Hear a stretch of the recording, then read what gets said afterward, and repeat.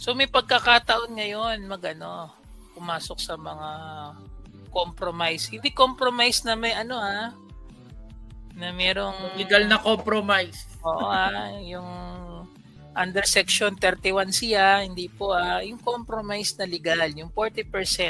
Doubtful Compromise validity. po yung pinag-uusapan namin. validity. Doubtful validity of assessment. No, yun po yung pinag-uusapan namin, nasa CTA yung case. No. Tingin ko lang pag umaakyat sa CTA, mas gusto nila yung 40%. Ang problema lang naman natin dyan, kapag abusive yung laman nung ipo 40%, na parang nagbayad ka na lang ng totoong tax tana. Diba? So, yun ang hindi natin matanong. Pero kung at any point in time, kailangan mag-compromise, i-try nyo po sa level ng commissioner. Huwag nyo po i-compromise sa level ng RO. Kasi wala naman po rin silang, actually, wala po silang karapatang mag-compromise. Under section 7, abatement. Napakalinaw po ng tax code. Kaya lang, kailangan po alam natin kasi yung tax code. Yes.